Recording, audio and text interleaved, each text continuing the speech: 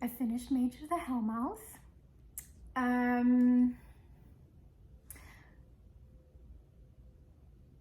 So last night I figured I'd be talking about way different things that I'm actually going to talk about right now. And I'm only gonna react specifically to, like, from this point on to three, really just two, because I have something to say about when the game finally gets introduced.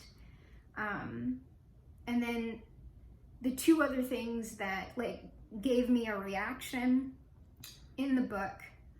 And then I'm gonna talk more about why this particular book didn't work for me, and how it would have given these particular things. If I'm gonna do a mini, if this was Allison, in Allison's perfect world, this is how Mage of the Hellmouth would have been. But I think that the things that became the most interesting for me in the book, or the things that I started thinking the most about, maybe, but I don't think that the author really intended for me, that's the thing that I'm thinking about. And for me, it created the biggest problem for me connecting with this book.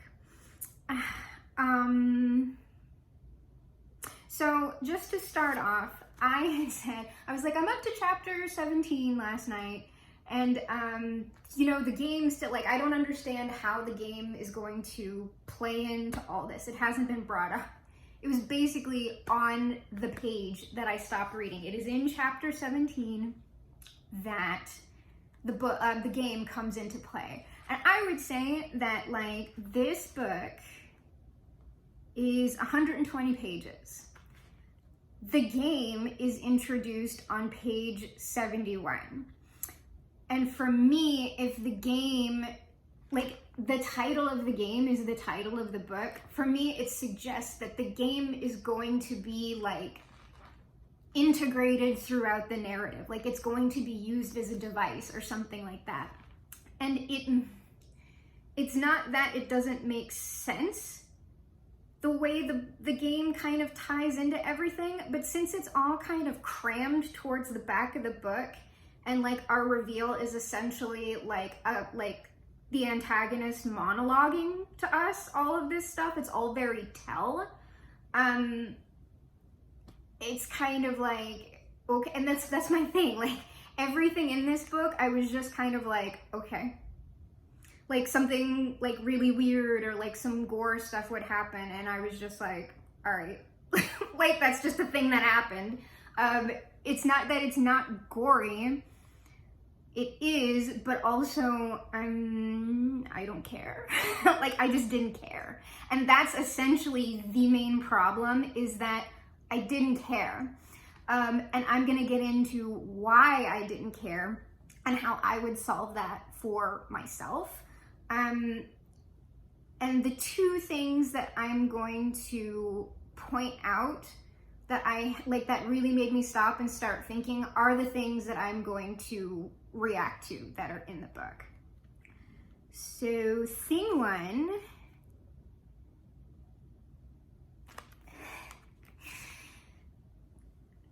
this is so remember at the very beginning how I was I was talking about Rob, and Rob was Jake's manager at the smaller facility. And I was oh, we hate Rob, and Rob is sweaty, and Rob humiliates people, and blah, blah, blah. He's presented as not really an antagonist, but somebody that you would essentially not like in a position of authority over Jake and his coworkers. So Rob, after Jake gets transferred to the main facility, we don't really see Rob again. He does come back. I'll say is Paris doesn't seem to be present and blah, blah, blah. Paris does come back into play. Max comes back into play. But it's essentially, for me, irrelevant that they're coming back into play. But this is something that Jake is thinking about when he's revisiting the smaller facility to basically do some minor like clue finding work to figure out what's going on with all this, like what's going down. And so when he gets to the smaller facility again, he notices Rob's car is still there, strangely. And it makes him think about Rob and the dynamics that were going on between them. So that's what's happening right now. So he said, Rob mentioned his car had a slow oil leak a few weeks back.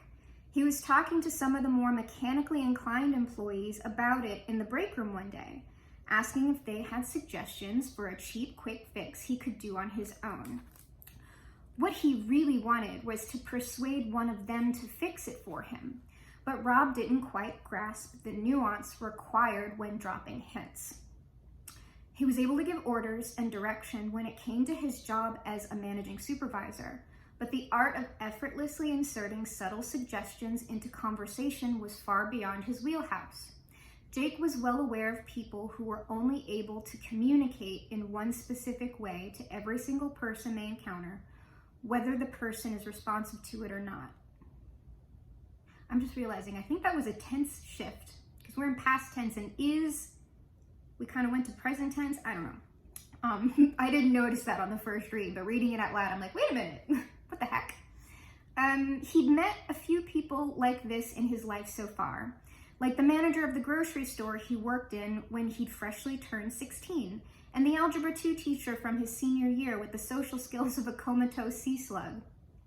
Both communicated through yelling commands and chastising failure. These men were the reason Jake realized the importance of tailoring the way he interacted with someone in order to get the best and most pleasant response. The whole ruling with an iron fist routine was antiquated and unproductive, but a hard behavior for the old guard to let go of. First of all, like, once I read, these men were the reason Jake realized the importance of tailoring the way he interacted with someone in order to get the best and most pleasant response, I was like, I kind of get Jake now, at least from my perspective, more as a character, because the way he was behaving I was just like, this is so confusing. Like, he's having these weird, like, anger outbursts, like they're happening at appropriate times, but it's just like seemingly coming out of nowhere. But there is kind of this like latent anger at everything, even though it's not really explicitly written here. It's kind of in the way that he is thinking about other people, interacting with other people, and the way he's treating what we are calling friends here. And some of this, I think, is just the nature of how the book is structured. It's just hard to think of Max and Paris as his friends, or, you know, a friend and a crush, because we don't really we don't see them all interacting together really at any one point. Like, by the time the book starts, we briefly get to see Max and Jake, like they like share a couple of sentences together, and then Max is gone. And then the only sort of interactions that he has directly with them afterwards are with Paris, and they're over the phone, and they're also very brief. So it might just be the structure of the book that's contributing to this, but that particular sentence about tailoring the way you're behaving to get like the best sort of response out of someone, that's kind of tossed out like it's nothing, like that's just a normal thing. And it like most people do, and I'm using the word code switch outside of like AAVE and stuff like that, like most people are going like that's natural, like code switching, like you're going to be talking kind of like I would talk one way at work to an account manager that I'm trying to problem solve with, then I'm going to be talking to the camera on YouTube, then I like typically the way you hear me talking on YouTube is like the way I'm talking to like people who I know, like friendship wise pretty intimately, or like casual acquaintances that I'm meeting outside of the context of work. Like I feel like this is typically how I talk. So some amount of that is normal and it's just something people do, but the way it comes across to me in the context of a lot of other like behaviors that Jake is performing, it comes across as like he's people pleasing, and like it makes sense that he would be doing that given these other behaviors, like with the drugs and with kind of the emotionally checking out and stuff like that. But it is the way it's written, or the way he's thinking about it, is like this is just, like it's not a problem, right? Like that it's not emotionally manipulative to do that. That's just like, I have better social skills than, it's actually not any really healthier than someone who, yeah, is really blunt like that, and their emotional range is, I can't solve conflict, I'm going to berate you, or criticize you to death or punish you, which I've dealt with those people. But the people pleasing end of that isn't actually any better. And if it is a character thing, that it's meant to be manipulative and people pleasing, which fits with all the other stuff, I'm just like, a lot of my questions about Jake's characterization in this is I am not sure what's intentional or not. Like, I don't know if it is the author's intent to make Jake not have insight, or if the author is not aware that Jake is coming across this way. Like, if that makes sense. But it explained a lot. It explained like, oh, this is why he's so angry and kind of having these strange thoughts and reactions to things, and why he's like he spends a lot of the book kind of like really overthinking and neurotically centering himself in like specific situations, a few of which have to do, like one is sticking out to me, is when he's feeling a lot of guilt for essentially sexualizing Elise, and he feels like she is aware of certain thoughts that he's had about her because she's behaving in a certain way. But what she's like essentially all she's doing is holding a clipboard in front of her chest. But for him, he's like internalizing her just talking to him with the clipboard in front of her chest, as she knows I was thinking sexual thoughts about her, like in the locker room, like she's aware of this. And her holding her clipboard to her chest is like she's behaving this way, like because of something I did, or because of something that I thought, or blah, blah, like, and then like she, like if I'm remembering the scene right, she takes the clipboard down, and then like he's feeling, because he's feeling guilty about it. He's like, oh, I feel so bad if she's doing these, compensatory behaviors for a way that I'm behaving. Like, I feel bad about that. But then immediately once she lowers the clipboard, he's like staring at her breasts again and kind of just like, we just, because he like talks about it in the scene. He's like, I'm going to like not, sexual, like I'm not going to do this. Like I'm making an effort to not, like, don't look this way, like look that way, blah, blah, blah. But the second she puts the clipboard down, he's like, boom, I'm sexualizing her again. Also, I don't think she's wearing a bra. And also, I think she might have done this on purpose. And I'm just like, at that point in the story, I was under the impression that he was having these thoughts and experiences because of some like weird compulsion that was going on, because of something that was being done to him non-consensually, which is actually really horrible. It would be this would have been such an interesting story so many other ways. Like, I know I'm kind of going off, but like, I remember when I heard a trans woman talk about the hormonal transition. Like once she got on hormones and she experienced the nature of her sex drive changing. It switched from whatever like biologically men are experiencing to whatever biologically women experience. And she described it as like she felt like she was being like freed from a cage or like a prison or something. And I was just like, oh my God.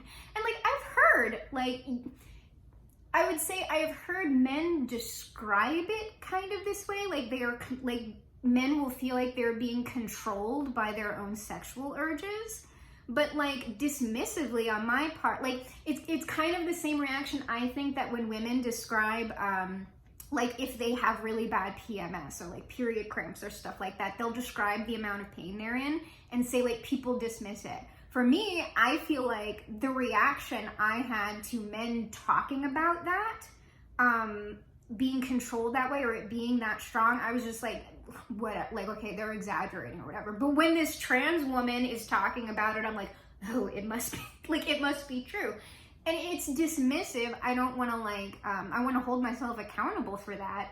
But I think the social dynamics of it are a bit different because typically, like, it's harder for me to empathize, I guess, or I get dismissive about it. Because typically I'm the one on the receiving end of that, and it's just sort of like it can be an intensely scary experience depending on the situation you're in. So that's I guess my justification or whatever, but it's still dismissive. So like this, like if we were doing that, like the demons and whatever's going on here magically, because I'm not gonna spoiler the ending or anything like that. I'm not gonna like reveal any of the gore or who dies and who doesn't. You know, I think that despite whatever I feel about this book, I think you should read it. I think you should buy it. Like, I'm for that. Like, never let somebody's like critical comments about a book or saying like it's this and it's that ever dissuade you from having the experience yourself, unless within that criticism they bring up something that you know is going to be legitimately triggering for you and you're just avoiding it because you don't want to deal with the emotional ramifications of that. Like, it's not entertainment for you, whatever. That's the only time I would be like, hey, consider blah, blah, blah. But I would say there is nothing really aggressive enough in this book that is like triggering in that way. There are a few instances of him sexualizing or describing like he's describing a woman's body, and like the metaphor, the simile he uses is a part of her body are like these specific bullets from a specific gun, and I was just like, okay, like it's like that, right? It's like that's the level. It's just like all right. Like, it's that level of stuff. It's nothing that I'm just like, oh my God, like, I can't believe blah, blah, blah. But actually, I almost would have rathered, like, something, like, because I'll make comments about that later, about when you're doing something like that. Like, if you want to write, like write what you want to write, right? If you want to write, like, the splatterpunk, sexploitation fest of your dreams, like, just go for it. Like, write it. But what's going on here is, at least with that stuff, it wasn't pushed hard enough. It was like the characters feeling guilty for that. And there could be a really great story about, like I said, the demons and the magic standing in for these impulses that I can't control. These things that I feel controlled by, that I feel guilty about, but yet I can't get rid of them. And like that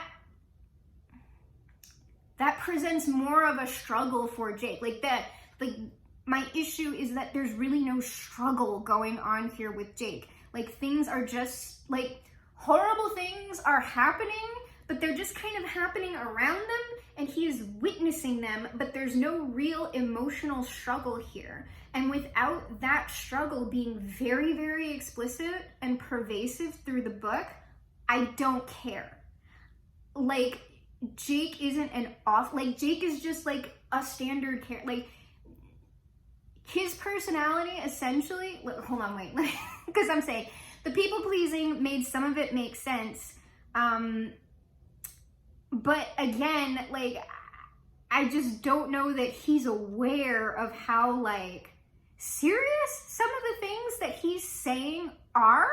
Like, within his own emotional and psychological context, it's just kind of tossed out there. And then it's not really brought up again. So it's not really a story about someone struggling with, you know, who gets power and who doesn't get power. And if I received that power, would it also corrupt me, essentially, right? It's not a story like that. What's lacking here for me is like a broad theme. Like, what are we actually dealing with? And I mean, I don't think that every story needs to, like, because there's some things that are usually just like it's for fun, right? Like, maybe this is just a horror book, you know, where it is just kind of a carnival ride, right? Like, Jake is your character. He is sat in the little carnival ride cart. You are in there with Jake because you're experiencing the story through him, and you're taken through the little fun house, and whoa, there's like the scary, gory thing that pops up, and then you pass through, because that's what it's like. It's like Jake is just kind of riding this cart like through the horror fun house, and things aren't really impacting him in a big way. Not even really like heinous stuff too. Like, I'm not going to talk about like the specifics of what he sees at this party, but he just kind of walks in, and for what he's seeing, he's just like, all right, I'm just going to walk out. But at the same time, it's like something else, and I don't think I marked it. No, like, this is the last thing where I was just like, please don't try and convince me that this is Jake, because this is not Jake. Something else that he just tosses out, like, to me, it read very casually, and I'm just like, that's an issue. Like, why are we not discussing? Like, I am more interested in what's going on with Jake that is not being discussed than anything that is going on around him. And so that's what's missing. What's missing is, why is Jake behaving this way? What's going on with him? Like, people don't just end up this way. Like, something is going on inside him. And I'm not getting that. I'm not being fed. So, and there's obviously like a lot of stuff going on inside him, but all we're like, oh,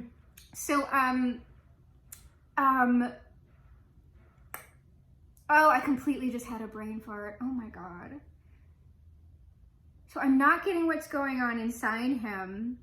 I had a point that's going to aggravate me so bad. Oh, right. What he tossed out. So he tosses out at some point in the book, he's just like, you know, I'm never really completely, oh, it's his memory, like he's trying to remember something, and he says, like, kind of explicitly, he's like, but you know, some, like, my memories and my mind has been affected because of the chronic substance abuse. And it's just like, okay, he's aware, but none of this is being treated with any sort of gravitas by him. It's just kind of like, you know, whatever, it's not that really good. And then kind of after that, he's like, I think he's going back to the smaller establishment to confirm something in his mind, because his memory, he just knows in general, is unreliable for your standard person, which is true. But I believe this comment is what he's making when he's thinking this. He says, and you know, I'm never really sober at work. Or at all, for that matter. And I felt it was not a statement that was in the book that was designed narratively to make you feel incredibly sad for this character. At least that's not how I perceive it as being written here. But when I read that, I was incredibly sad for this character.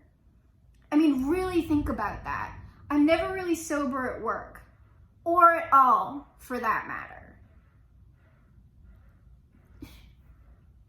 From my perspective, people aren't behaving that way for no reason. But because that is not discussed anywhere in here, it feels like he's reacting to things or he's doing things for no reason. People don't neurotically center themselves in situations like that unless they've been conditioned to. And so I'm curious about Jake's backstory and like why narratively the author decided just not to include it. Like, because I mean, this is a novella, and once you start getting into that, like, here's the thing, it can be done, like, all of this stuff can be done in a novella and a short story. I am terrible at that, just to throw it out there. Like, if I tried to do that probably in a novella, I'd probably, like I wouldn't even place the story, okay? Like, what I'm talking about, that is very easy to say, and I am gonna throw out how I would have done this in order to, like, make it more like how I'm saying, but I don't know that you could do it in a novella, or if you could, it's gonna be a more skilled writer than me, probably. I don't know. But I'm just saying, it's very easy for me to say these things, because I can even say them, and I can even attempt to do that in my own writing. The idea, or like the solution and the execution of that solution are two very separate things. It is easy for me to say that. It is extremely difficult and challenging for you as an author or writer to do that on the page. You know, which is why writing's hard. I think people who don't create don't understand that at all. There's like, oh, Eddie, like I can just toss it. It's just like, no. It's a skill. It's like, that's the thing. Yeah, it's an art.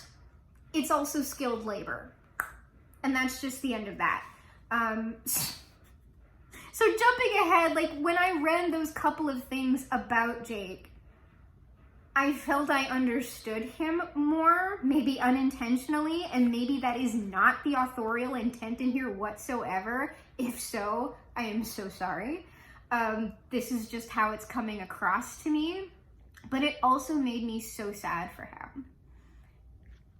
Really, really sad for him, and intensely curious about why he's never sober. Like, why? But it also gave me insight, like that stuff about the flirting, the weird, I was like, is that flirting? Like, because I was just like, what the hell, this makes no sense.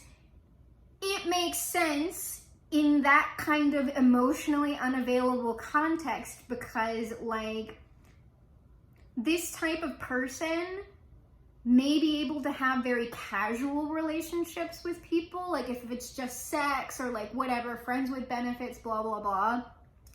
But once you put that person within the context of someone they really care about, like love, it's like they won't, like, it's like those kind of people tend to, like, you'll get really weird mixed signals from them. Like, you'll be aware, it's like, I feel like this person really, really likes me, but then, like, whenever I try to, like, reciprocate on the obvious signals of care or affection they are giving me, they'll either clam up, abandon you, ice you out, or, like, they'll treat you like trash. Like, when you try to reciprocate that with them, they'll attack you.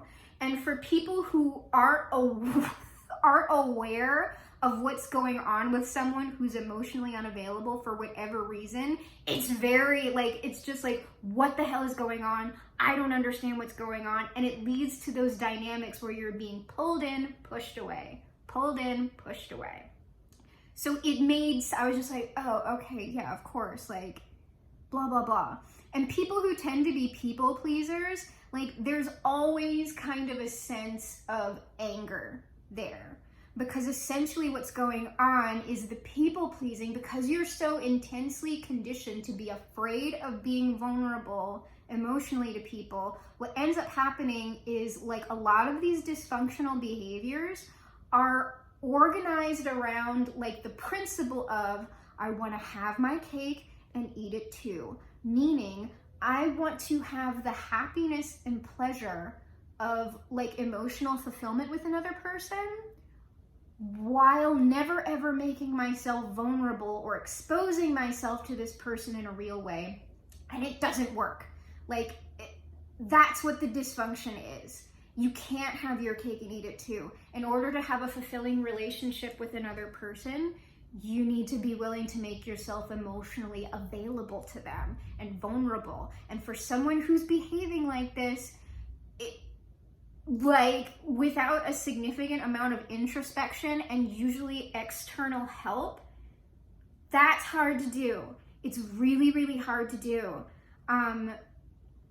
And so that's like, while you'll see the compensating behaviors, the coping mechanisms, like it won't always be like drugs or whatever, but like I said, they'll like jump around from partner to partner to partner, and you know, dip out before like anything real can happen.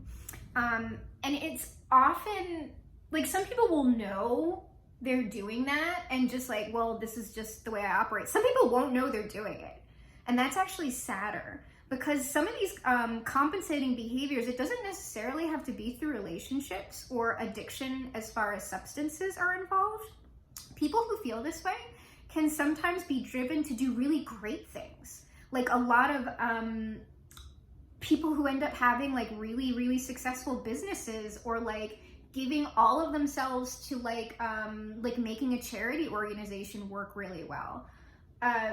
All of their achievement, it's happening through achievement. And like, if I do enough good work, if I help enough people, you know, if I make enough money, if I sell enough books, if I am thin enough, if I am always distracted, if I'm always like in a pleasant daydream, then, you know, things, maybe they'll work out, maybe they'll be okay, blah, blah, blah. Which is why you end up seeing people who from the outside, you were like, that person had everything. Like, why? You know, why are they checking into rehab? What, like, that's so intensely aggravating to me. They're like, this person, blah, blah, blah. Like, they had all this stuff. Like, why are they, like, what? Like, there's no point to, like, they have nothing to be depressed over. They have, like, why would they, like, do drugs? It's just, like, or, you know, why would they ultimately unalive, right? And it's just like, you do not understand how people who are suffering work. You know, it doesn't matter what you have, which is a really horrific, like that's a really good like horror element to have, having someone who's going through all of this actually achieve everything. Like you get all the money, you get all the titles, you get, you know, the relationship with the idea of the person who were like, oh, if I was in a relationship with that person, things would be better. I have the perfect everything. Why am I still in constant pain? Why am I still constantly empty all the time? And when you don't ever get to the underlying issue and you stay on the surface like that, once you have everything that you want and there's nothing else left to achieve, that's when people are like, reach that conclusion that happiness does not exist. This is a lie. I will never not be in pain. So, you know, fuck it. That's where some of that comes from. Not everybody's going to be going through different challenges, but that kind of thing is what's interesting to me and what makes me care. I would care so much more about Jake if I knew what the hell was going on with him. Because it all makes sense in that context, but I don't see it. So I can't connect to Jake. If I can't connect to Jake and I can't connect to Max and Paris and everybody else, it doesn't matter what you do to these people. Do whatever. It's not going to affect me. It's not going to scare me. And you can do like just purely atmospheric horror. That's also really, really hard to do. And I don't know, like I don't even know how to go about that yet, because I'm trying to write some atmospheric horror right now. I'm nearing the end of the first draft of this story and I'm just like, does it make any sense though? Like it makes sense to you, but like really, I could see like someone reading that and be like, all of this is random and I have no idea what's going on now, and it is just confusing to me. So like I said, it's easier to say and harder to do. This is the final thing that I'm going to react to before I talk about how I would solve this problem. So Jake is now talking about his experiences completing a specific campaign within Mage of the Hellmouth. And it was a very challenging campaign that his group of friends that he had at the time who were gaming with him did not want to go through again because it was so hard and so challenging. And they were all like, no, let's just play something else. And Jake was like, no, I'm going to figure this out, and blah, blah, blah. And he does. And he and his friends do complete the campaign, and they're all like feeling a very deep sense of accomplishment about this. So this is Jake kind of reflecting on that. He says, completing the final campaign gave Jake a sense of satisfaction he carried with him long after that weekend, and even well beyond after he'd stopped playing games and lost touch with his group of friends. The satisfaction stayed with Jake throughout his whole life, although he never actively thought about it. The feeling morphed into a sense of confidence that continued to serve him well. Jake learned not to give up on something because it was difficult. He learned not to quit. He learned he could do what he put his mind to. These lessons had instilled qualities in Jake that helped form him into the person he'd become. But now he wished he'd never learned them at all. How, in the entirety of this book, is Jake being confident? That is not a trait I would have ever ascribed to Jake. Had you told me, list Jake's top 10 traits, confidence would not be on the list. It is intensely aggravating to me as a reader to have a character demonstrate a consistent set of behaviors throughout a book or a novel or a short story, and then to have the narrative try to tell me that he is completely different. A confident person doesn't behave as neurotically as Jake does. And if he's only behaving that way because of like the weird like effects that, you know, the ice cream store and the ice cream factory and the people who are running it and the things that are going on there, if those behaviors are completely due to the effects of all that, it is not made clear enough within the context of the story. It's too vague, and the behaviors are too consistent with a different set of issues altogether that also aren't made explicit on the page. So it just ends up being confusing.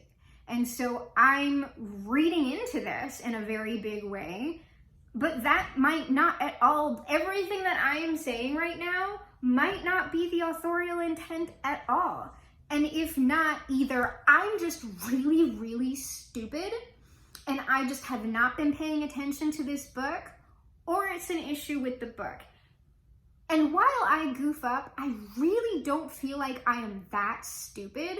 So I'm gonna go ahead and say at this point that it is an issue with the book, but I think like I'd be interested in what other people had to say about this. Like if you bought it and read it, like, do you feel the same way? Do you think I'm totally wrong? Because that could very well be the case. Like, you're like, I don't know what's up with Allison.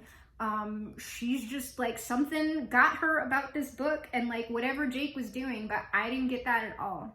That could very well be the case. But please, like,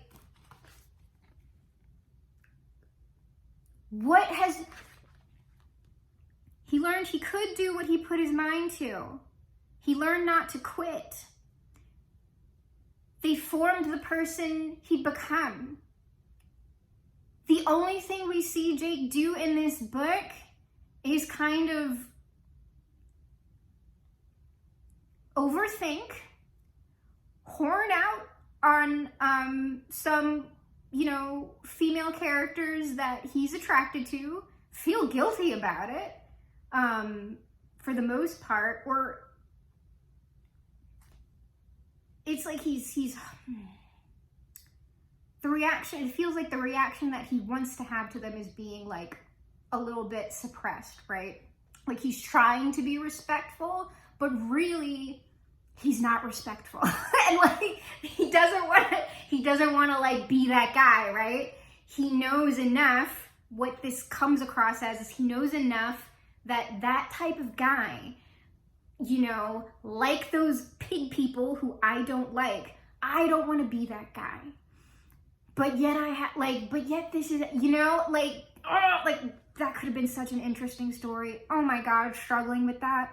Struggling with like your own, like for a woman struggling with her own internalized misogyny, for a man struggling with his own like direct misogyny that he doesn't understand why it is this way and blah, blah, blah, because it's a struggle. Like the struggle is real. What's he done but do that? What does he do but get high all the time? Jake's personality essentially in this book is, I smoke pot. And that's it. He is obviously a complex person because he's doing things that suggest a lot of emotional complexity, but again, it is not shown. Jake has done nothing and continues to do nothing in this book that shows me he has any kind of sense of confidence, discipline, or stick-to-itiveness, or the internalized belief that he can do anything he sets his mind to. If he had that internalized belief, he would not behave around people the way he does. He would not he wouldn't be constantly experiencing life high. He wouldn't seek out jobs that allow him to completely mentally check out all day. He would want to be very definitively engaged with his day-to-day work. In fact, it would, for a person like that, doing a mindless task is going to drive them crazy. They don't want to be psychologically and mentally checked out of what they're doing. They want to be present with it because that is the thing that is stimulating them. They're not avoiding something. They're actively engaged. What else? Oh, he wouldn't, and here's the thing, is that, this one I'm really speculating on, but in the context of all this, I was like, oh, this makes so much sense. But we have no other, like, pattern of relationship with him. Like, we don't actively, like, you know, we don't see him in any other, like, romantic relationships or anything like that. We don't have that history, so I'm really going out on a limb here, but it also makes sense within the context of what I've been reading, is that the reason why it's given in the story for why he has not essentially confessed to Paris that he likes her and would like for something to develop between them is because she is Max's sister, and he feels that, and I believe like she works with them at the other, at the smaller facility. Yeah. So he doesn't want to get into a relationship with her, A, because he doesn't want for it to go bad and for him to lose his friendship potentially with Max. And also it would also potentially ruin his work situation or make it intensely uncomfortable. All good reasons, but considering the emotional unavailability of the character, something that'll tend to happen is sort of like, it's just like people will talk about it like it's just sort of a coincidence that they are constantly getting involved in no-win situations within dating and romance.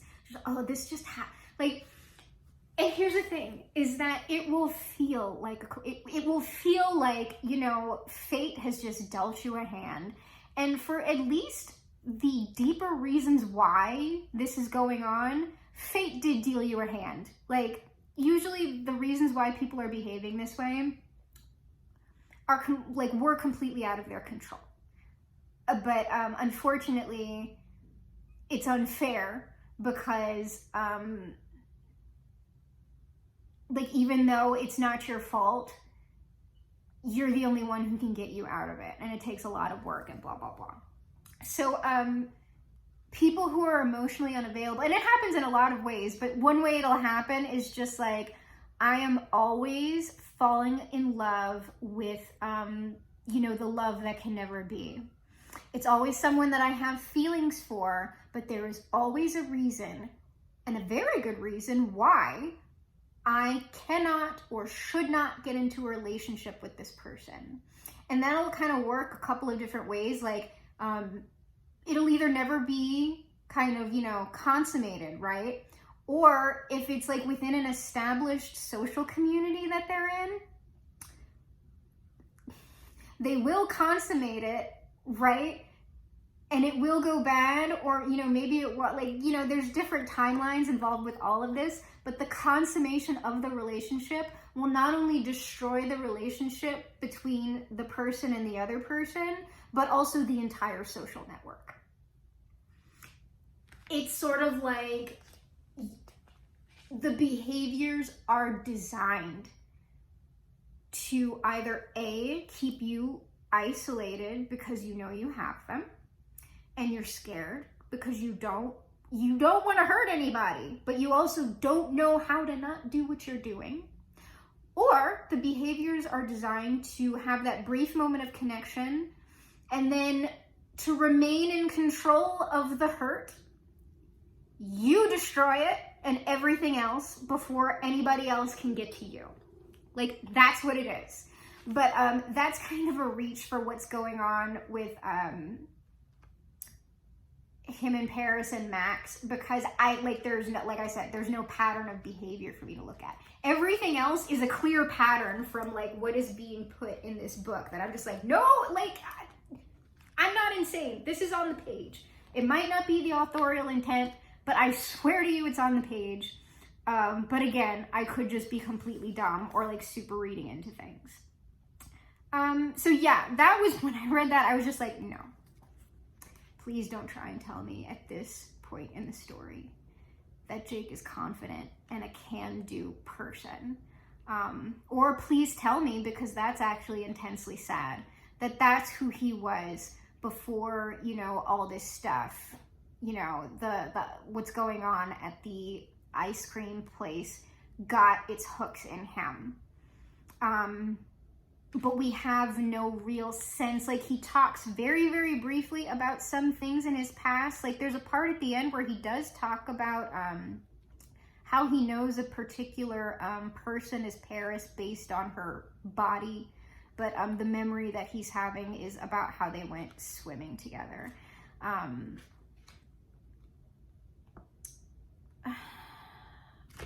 And so now that I've gone off on a tear on poor Mage of the Hellmouth. No, before I talk about how I would fix these things to satisfy myself, I want to talk about the good qualities of Mage of the Hellmouth, of which there are a couple. One, I felt this was a much stronger book than Sinkhole.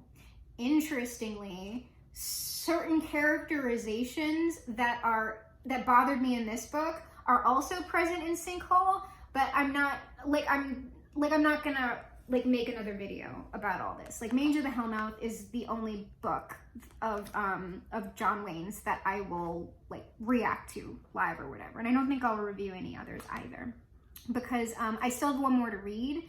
And like, I'm lying, I will make another video if I have intensely different feelings to Cycle is the name, Cycle is the name of the last book.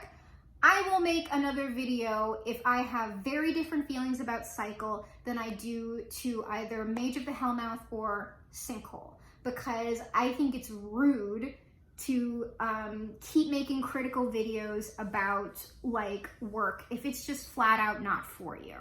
Like, why do that, right? So this was a much better book than Sinkhole.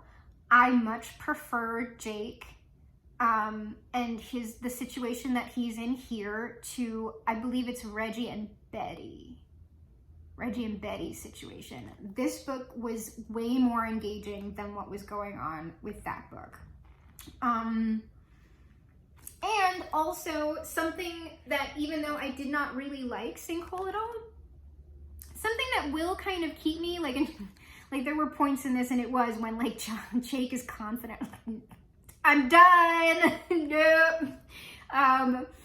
Like you will lose me altogether on some stuff, but something that really draws me through, or has drawn me through each of these books so far, is there is actually there's a real, and I'm not quite sure why, but there is a real warmth like in the narrative voice, and I couldn't tell you where that's coming from, but it's something that, at least until we start getting into the more like nihilistic aspects of the book, like the really gory stuff, that's actually like the most engaging thing for me reading these works, is that I like the sound of your voice. Like there's things like in the, like I said, like things are like kind of overwritten and stuff like that, but like that is nothing that like an editing pass like can't, like all it is like scratching stuff out.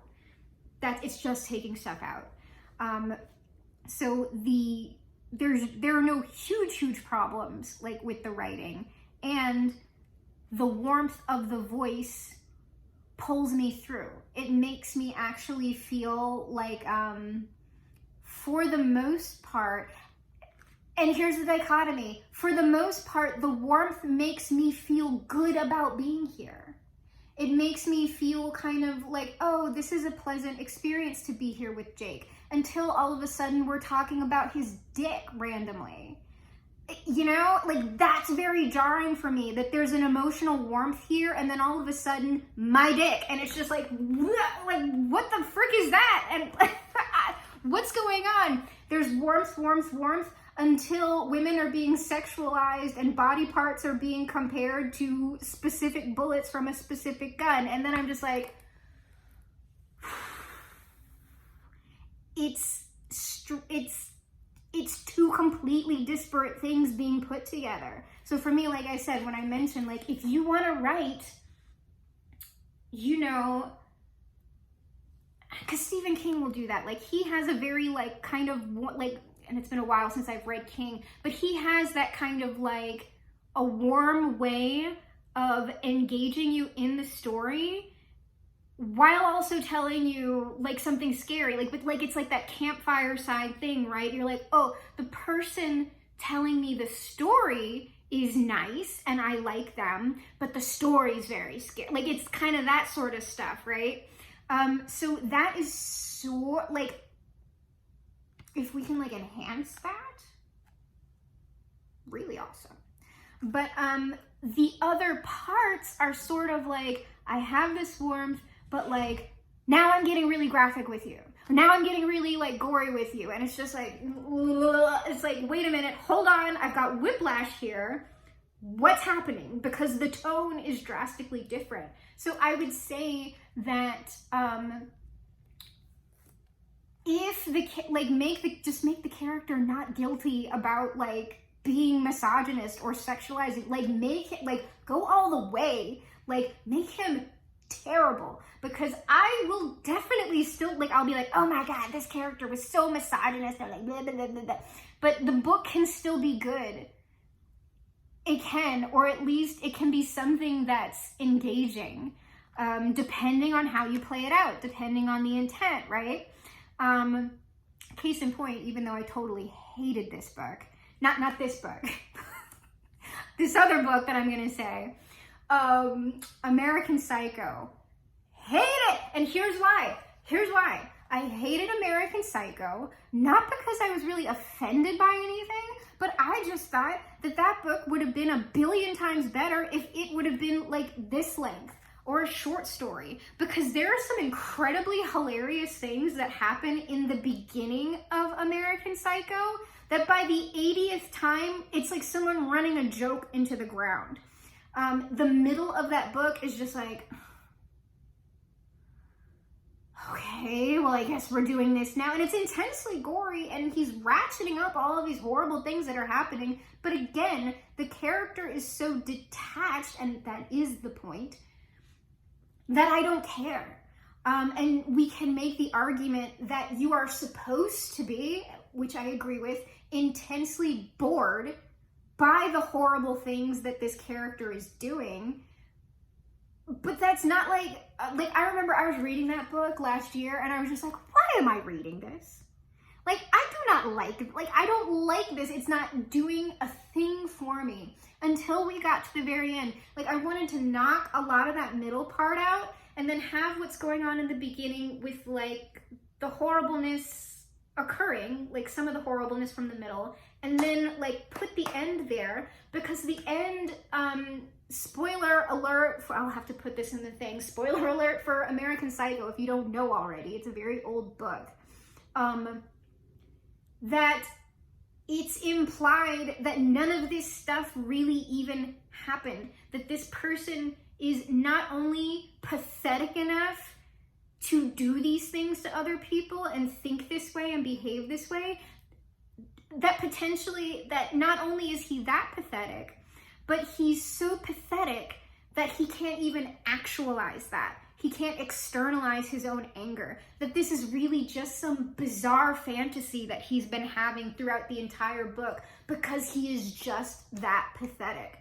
And exploring the pain of that and how that makes him feel and how disconnected he is. That, like, that beginning part and that end part, super interesting. There's a lot of stuff in the middle where I was just like, well, we're here, we're at the party, sure.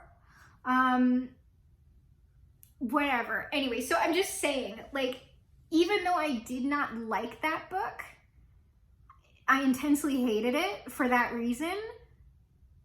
That character, despite all of his like horrible misogyny, racism, like, it's everything is in there. Everything is in there. He's terrible, even if he's just thinking of it. Part of him, if we would have gotten rid of that middle part, it was compelling for me to read. And I also empathized with him, especially on that end part. I felt complex about it. So it's not that, and I mean, you're gonna offend, like, it doesn't matter what you do. Like, if you write the splatterpunk sexploitation fest that has nothing at all to do with any type of like deep psychological things that are going on with the character, and it's just there to be like that type of a graphic romp, I don't think that there's anything wrong with that.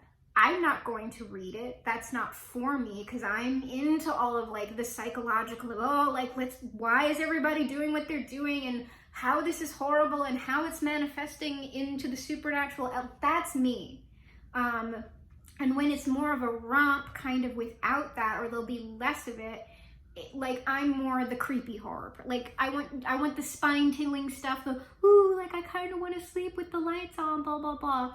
I'm not a Serbian tale person. like, I'm not that. I'm not the Serbian tale person, and I am no longer, because I was in, like, my like, early teen, like, no, well, yeah, early, like, teens, and early 20s, like, you could not, like, it's gotta be messed up. Like, I saw the most messed up stuff when I was like 12. Like, I was like, yes, Clockwork Orange. Yes, Angel Heart. Yes, Akira. Yes, Zagini Pigu. If you don't know what Zagini Pigu series is, that's like Mermaid in a Manhole. He can't, like, it's really, really gory Japanese horror. Suicide Circle, which really, there were only a couple of scenes of that. I never saw Ichi the Killer, and I can't take that kind of stuff now. What were they called? The stuff that was essentially just like snuff films, but you could rent them on tape. I forget, but that's essentially what it was. It was a bunch of like, just like people die, like literally, like it was real. Like it wasn't something that was staged. It was literal torture caught on camera, literal people dying just on camera, and it's like, oh, it's like meant to make you disgusted. I saw all that before the age of 15. I can't, like, that is not my thing now, but back then, if you would have given me, you know, the gross out, like, torture porn, like, let's have everything in the kitchen sink in it, I would have been here for you. And I know that there are people who still enjoy that, and there's nothing wrong with it. The people who, I mean, you're always going to have people arguing with you about that, like what's appropriate and what's not. For me, I feel as though, like, I'm going to go into, actually, I'm going to stop talking about this because it's a nuanced discussion, because what I was going to say is, as long as you're not literally doing hate speech or something like that, but someone could make the argument, you know, for, like when you write misogyny, like I don't know, because to me that starts getting into like, we're regulating people's self-expression and stuff like that. And my solution for this is, this has always been my solution for this. We don't necessarily get rid of these things. We are just publishing or producing or like getting art out into the culture that is from all of those other multiple perspectives, right? More women, more people of color who are also women, more LGBTQIA people, like all of that. Like, we don't want less, we just want more. Like, don't get rid of, Mage of the Hellmouth is not an example of this. Don't get rid of the sexploitation, splatter, fest, or misogynistic, whatever. Don't get rid of it. Just don't make it the dominant thing. That's still the issue. It's gotten better, but yes, still, that kind of stuff, not sexploitation, splatterfest, that actually is a niche market, but stuff where it's like, it's obvious that it's not the character that is misogynistic, it is the viewpoint of the author that is misogynistic. And I don't really get that impression from the stuff that I've read. There's eye-rolly stuff, I'm just not like, oh no, this person's a problem or whatever. Like, that's not the case. So how would I fix Mage of the Hellmouth? If I was editing for content, what would I do? First of all, I would make, it's mentioned that he played Mage of the Hellmouth with a group of childhood friends. So why would you make Max and Paris not from that original group? Like, make the people who are going through this, like, I would make the people who are going through this with Jake way more present in the story, because Max and Paris are really not in the story at all. It's Jake doing stuff. And for the most part, a lot of the beginning is just Jake smoking up in his apartment, and it's just like, that's not interesting like the 5th time we're reading it. If you kept Max and Paris in his life, so he's interacting with them, we get to see these emotional and psychological dynamics play out. So keep them in the story, make them, and put one other character in there. Like, instead of Rob the manager, it's Jake and 3 other people. One other, like, kind of whatever guy friend, and then Max and Paris are the other 2 friends. And they all played Mage of the Hellmouth together as kids. And you'd make it like, to establish, like, I'd be tying it into like the pot smoking and all that stuff, and the behavioral issues. So I would give Jake, like, he's got abusive parents, you know, they're neglecting him or whatever, like they're doing something to him.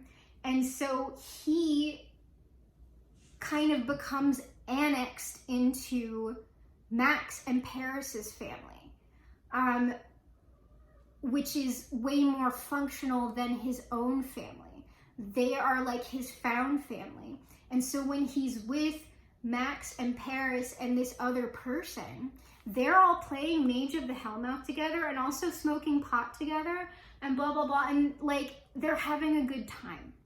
Like, those two things, Mage of the Hellmouth and the pot smoking, are something that forms intense bonds of friendship between them. Like, that is Jake's comfort zone. They are his comfort. All of it together, those dynamics, that is the comfort zone, and it is his escape from his own very traumatizing childhood that he is condemned to go back to every single day the second Mage of the Hellmouth is over.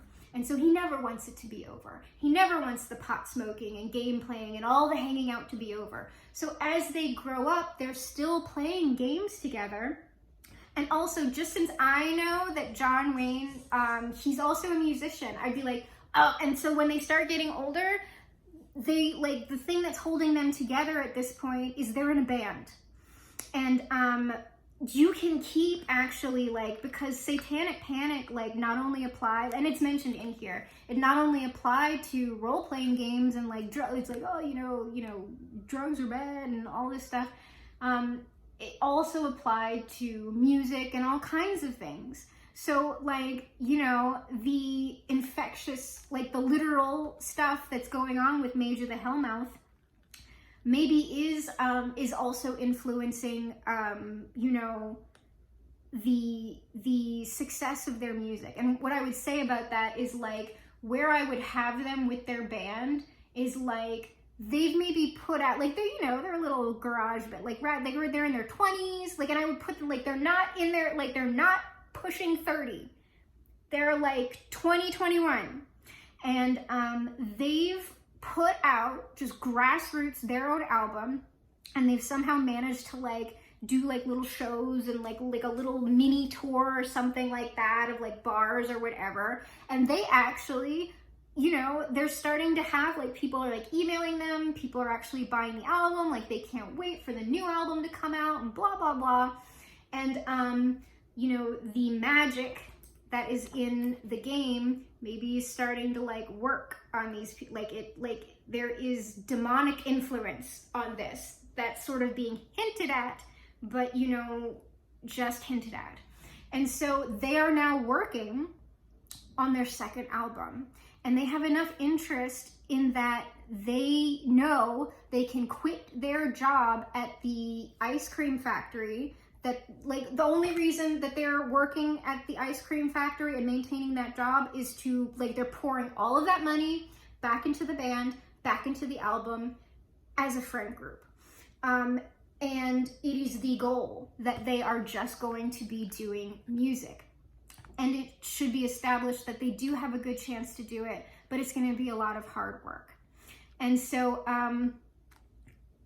at that point, with all of this going on, I think, like, I would keep Jake's crush on Paris. I would keep it. And I would like he would have to be writing the song or something. Like, he's writing the song with Max. And this, like, of course, the song would be like Paris is Burning, right? Something like that. It is a song about how he has felt about Paris for a long time, but he knows how he is, right? It should be established how much of a dog Jake actually is to other people. To his friends, he cares about them intensely, and he never ever wants to get involved with Paris because he knows how he is, right? His pot smoking at this point has become a problem. It's something that he depends on way too much. And all of his friends can, like, be smoking pot too, but for him, it's an issue. And his friends should know it. And it should be having an effect on the band. And so, like, but, you know, Jake is the load, like, he's the creative lodestone, right? Either for the music writing, for the song, the lyricism, or, like, it really needs to be the lyricism and maybe even the singing or whatever. But they need Jake. Without Jake, you need everybody in the band, but, like, if Jake craps out, they can't replace anybody in this band. It will not be a success without the combination that they have now. And so Jake writes this song about how he feels about Paris, and it is an absolute banger. And when he shares this song with Max, who is like his main creative partner, like they are buds, like it doesn't work without the two of them together, blah, blah, blah. Max kind of, they're going through the song together, maybe singing parts of it together, like hammering it out, blah, blah. And Max is just like he's aware that this is gonna do something for us. This is gonna like be our break, right? And we're going to be able to quit our jobs and be a success. And by the way, knowing that that's going to happen and that we're on that trajectory, you really need to cool it with, you know, the pot. He confronts him gently but directly about, and that's going to rattle a person who is in addiction. The advent of success and happiness is going to rattle a person like that. And someone you care about confronting you about a problem that you're not willing to admit to yourself and saying, I love you, you need to stop. And I mean, I don't think he has to get that explicit about it, but just like, hey, like we're gonna need to be doing much more intense work with the band, and this is already an issue. So, you know, for the band, essentially, I think you should cut back. That is all gonna rattle him. And so, like, this should all be happening for me, like, as we're talking about, like, Paris is burning or whatever. So that, like, so when Max then asks him, God, like, how did you get the inspiration? Like, what brought this to you? Like, oh my God, and he just blurts out, I love Paris. And it is an issue. It is an issue between the friendship. And it's an issue because while Max loves Jake like a brother, like he's family, he knows how Jake is. And he's watched him treat other girls like shit. And he's not gonna let him. He's like, you will not treat my... The line is, if you want to keep the dog imagery, right? Like, you start saying stuff like, I'm not gonna let you turn my sister into another one of your bitches. Like, just stuff like that. You think I'm gonna let you paw at my sister like you do blah, blah, blah. You think I'm gonna let you sniff around, like that, like you've got, like, if you wanna keep like the dog kind of stuff, start using those words explicitly so that when all the stuff starts going down, it's like it was hinted at like the whole time, right? It was built up around the interactions between the characters, the way you're describing Jake and his behavior, the way he's viewing other women or romantic interests the way that he does for very explicit reasons, and why he's doing what he's doing, without knowing that some of this is it is not only the drug use and everything else. There is a magical push behind it. There is a supernatural push behind it that is making him edgier than he normally would be. And instead of maybe having that particular demonic influence manifest externally, maybe it's manifesting internally for Jake. Like, it's a real demon or whatever, but it's not somebody else. It's him. Like, the game playing and, like, within the context of the story, everything that once was your escape and your comfort zone and the place that you put yourself to feel safe, all of that stuff should now be the thing that is driving everything apart and destroying everything and taking everything away from you. Everything that brought them together is now going to bring them violently apart. And that is incredibly compelling because we care about what, I'm so sorry, we care about, I'm already sitting here like, oh my freaking, like, with Jake, no, it's like, Max, but they're family and it's driving them apart. And so you do it that way. And so, like, now we've got major conflict. And so once the supernatural, what you're building up, like, take the time to build up the relationships. That is the powder keg. The supernatural manifestation or element is the match. And then the resultant that happens is the explosion. And so you then ratchet it up. And you're ratcheting it up, like the horribleness based on the emotional power, the emotional bond between the characters. So that first person that's not Jake, Max, or Paris, that person goes first. That person gets it first. And like it should be really shocking, like the way they go, like, oh, like, oh my gosh.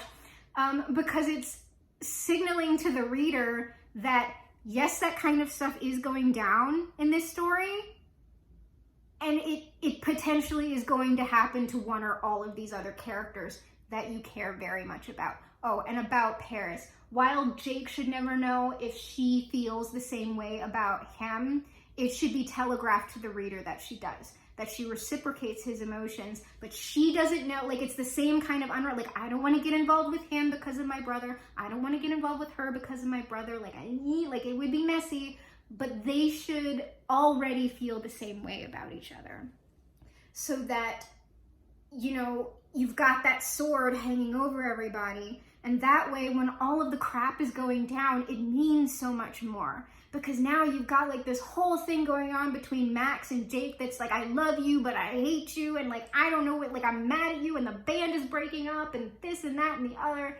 And so then, like, when Max like, you could do it a couple of different ways, because the story is ultimately going to be about, like, within a broad thing, the story is about Jake overcoming his issues and being able to salvage at least something out of this. Or it's about Jake succumbing to his issues and it all goes down. Which either way, like the first way is like the more happy ending way. And that second way is like, there are a couple of ways you do it. Like, you can like, ultimately, like, if it was me, like, I would, like, Max is gonna go, and then if you did it the ultimate happy ending way, you can have Jake ultimately, like, overcome his stuff to have a relationship with Paris, but yet they're still dealing with, like, the fallout from this loss, right? He has lost someone who is like a brother to him and his best friend, and she has lost her actual brother. Or you can do it like, you know, it's Jake and Paris that are the last ones. And when it comes to, like, if it's an addiction issue or something like that, you're like setting something up symbolically where, like, he's having to choose between his issues and between Paris. And you're doing that, like, in some supernatural weird way. But that's essentially the choice that he's making. My emotional unavailability and my coping mechanism, or ultimately the person and the thing that I would rather be, the symbolic representation of that and what I would have to do to reach for that thing in a real way. And you have him sit there and choose the coping mechanism and sacrifice someone he really, really loves. Or, like, if you have the demonic influence going on inside of him, that can get really messed up, because you can have, like, non-demonic Jake, right? Like, basically paralyzed within the realm of his own consciousness and body, but unable to stop the demon, right? But, like, even though it's technically, literally not him harming her, he's experiencing it bodily, and there's nothing he can do. And he loves but he's just paralyzed within his own mind and body. There's nothing he can do to stop whatever horribleness this demon is going to do to her. And that's horrible. Like, that's horrible. That's horrific. Like that's upsetting. That's upsetting to me. Because then he, like, after that, like, is he just completely taken over? Does the demon maybe and he's dealing with the aftermath of this thing, like, the demon, for whatever, succeeds in what he was doing, but then Jake is just Jake, and now he has nothing, right? That's intensely more horrible. That's intensely more horrible. Or what I would, like, a similar thing that I would tend to do, which is, to me, way more horrible, is to do that type of ending, but to do it where, like, Jake does everything right. Like, he overcomes his issues. He chooses Paris. He does all the right things. And it would have to be something like you're bringing back, like, I don't know how you would do it, but like you would bring back the conversation about Paris, like the song, right? You would bring the conversation back to Paris's brain. She's like, well, how, like, and then he tells her, he's like, I've always loved you. I don't care about any of it. Like, we're getting out of here together. Like, I don't care. We're getting out of here. I'm doing this. Like, I am being the person who I want to be with the person I want to be with, essentially. And he overcomes and he does everything right. And Paris at that moment says, you know, she does the confession too. I've always felt the same way. I've always loved you. And this, like, everything right. You have that moment and then you take it away from him anyway. He does everything right, but she is still destroyed. So what you end up doing to the audience and to the character is you reward them, you give them the emotional catharsis or a moment of it, and then you snatch it. That feels awful. That feels horrific. And you're kind of left there with someone who's just irrevocably, I care so much about Jake. Why are we irrevocably emotionally scarred? That's so terrible. But honestly, that's the story I would write. I would give it to him and then I would destroy it. And that's where I would leave him. And that's intensely more horrific than, to me, than what essentially is established in the original Mage of the Hellmouth. And to be honest, like, even if you left kind of what happened all the same, all I'm asking for to be done is you need the emotional foundation. You need the dynamics there, because Jake is essentially just wandering around in a drug-induced, possibly demonic-induced stupor, not really having any reactions to anything. And in fact, in one of the secondary scenes of gore, when it's a particular character who's been, like, I don't know, I guess they're getting desiccated or something, I'm not sure.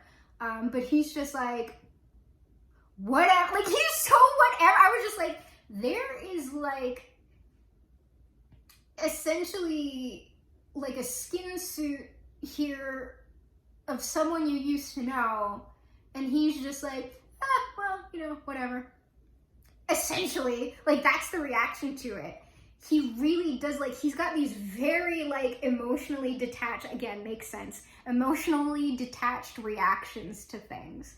And the way you fix that is, yeah, you have him be emotionally unavailable and this and that and the other,